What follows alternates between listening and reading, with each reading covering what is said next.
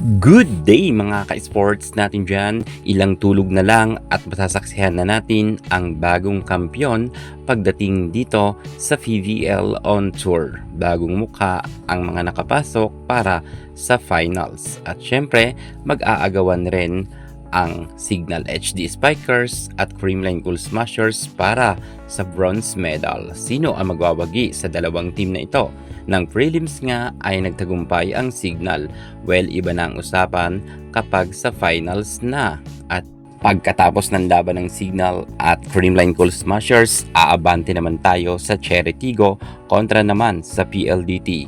Battle for gold to mga ka-sports. Sa kauna-unahan pagkakataon nakapasok na nga rin ang PLDT at baka sila pa ang makasungkit ng gintong medalya. Well, bilog ang bola, sabi nga ng karamihan. Kaya't kahit malakas ang nasabi natin PLDT, hindi tayo nakakasigurado na kayang-kaya nilang patiklopin ang kupunan nga ni Ara Galang.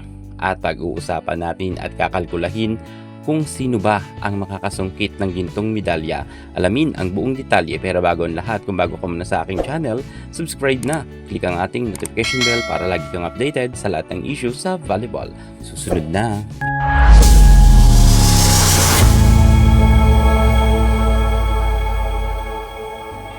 Una ngang mag-aagawan para sa bronze medal ang laban ng Creamline Cool Smashers at ng Signal HD Spikers. Sa dalawang team na ito, ang isa sa kanila ay pupesto sa 4th place at ang isa naman ay magkakaroon nga ng podium finish kung saan kokoronahan bilang bronze medal. Sino sa dalawang team ang mas matatag? Well, kakalkulahin na natin ito kung sino ba talaga sa kanila ang magtatagumpay. Ito naman ay aking prediction lamang. Bagamat kahit sabihin natin na ang Signal HD Spikers ay malakas na rin, pero may araw talaga na inaalat nga sila matapos ngang mapataob nga sila ng Cherry Tigo. Kung kaya para sa akin ang magwawagi dito ng bronze medal walang iba kundi ang Creamline Cool Smashers at mananatili nga sa standing ang Signal sa 4th place. Hindi pa nila kakayanin ang Creamline Cool Smashers. Mas malakas pa rin ang Creamline. Sa totoo lang, medyo ma-error lang ang CCS sa kasalukuyan or ngayon conference. Pero kung sa pagalingan at palakasan, mas matatag pa rin ang nasabi nating Creamline Cool Smashers, kaya't walang pag-asa na manalo ang Signal kontra nga sa kupunan ng ating Phenom superstar Alyssa Valdez. So ibig sabihin, kung matatalo nga ang Signal HD Spikers, ang bronze medal ay mapupunta nga sa Creamline. Siyempre, hindi naman to basta-basta ibibigay rin ng Signal HD Spikers, lalo't meron nga silang mga malalakas rin na Spikers. Pero sa aking prediction nga, matatalo sila ng Creamline at ang Creamline nga ay mananatiling makakakuha ng bronze medal. Isa ang Creamline Cool Smashers sa masasabi natin na napakarami ng experience, napakarami ng napatunayan pagdating sa PVL, kung kaya alam na nila ang kanilang gagawin. Tatrabahuhin ang gusto to ng kupunan nga ni Gemma Galanza, Michelle Gumabaw, Alyssa Valdez ang kanilang magiging laban kontra nga sa Signal. At syempre, mas happy rin ang mga fans ng CCS kung sila ang mananalo.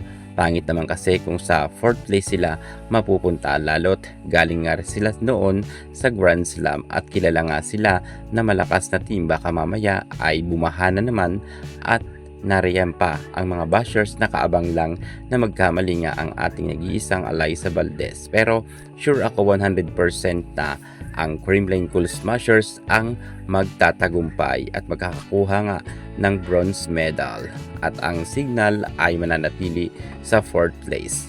Yan nga ang aking prediction. Dumako naman tayo sa PLDT at Cherry Tigo. Ang dalawang team nga nito ay mag-aagawan para sa nag-iisang gintong medalya sa PVL On Tour at ang isa naman ay babagsak sa ikalawang pwesto bilang silver medal. Sino ang magwawagi? Well, narito na rin ang ating prediction sa Cherry Tigo. Para sa akin, ang Cherry Tigo ang magkakakuha ng silver medal. Hindi pa nila kayang patiklupin ang PLDT. Sadyang ang PLDT ay malakas, lalo't ang ibang mga players naman ng Cherry Tigo ay medyo nag-o-off rin. Sa katunayan, ang Cherry ay marami rin mga nawala rin ng mga players dito na malalakas. Kulang rin sila sa puwersa at sa tingin ko mahihirapan nilang makuha ang gintong medalya. Okay na rin to dahil sa napakatagal na panahon nagkaroon muli sila ng podium finish. Happy na rin tayo para kay Abby Maraño at sa kanyang buong team. At least nakabalik nga sila sa Final Four. At ang makakakuha nga ng gintong medalya walang iba kundi ang team nga ng PLDT. Malinaw naman na sa simula't simula pa lang ay alam na natin na talagang malakas ang PLDT. Sa prelims ay wala nga sa kanilang nakatalo kahit isang team, lalo't narito nga si Savannah Davison na kung saan ay talagang halos 30 plus madalas ang kanyang nagiging puntos. At meron na siyang mga suporta gaya ni Mika Reyes, Majay Baron at KKD. At maganda pa ang kanilang floor defense. Ang middle blocker nila ay very solid rin. Kung kaya ang PLDT ang makakakuha ng gintong medalya, walang kaduda-duda, easy win ang mangyayari. So ito naman ay aking prediction lamang. Maaaring magbago pa to, depende sa kanilang ilalaro. Pero 100% ang aking prediction ay tatama to.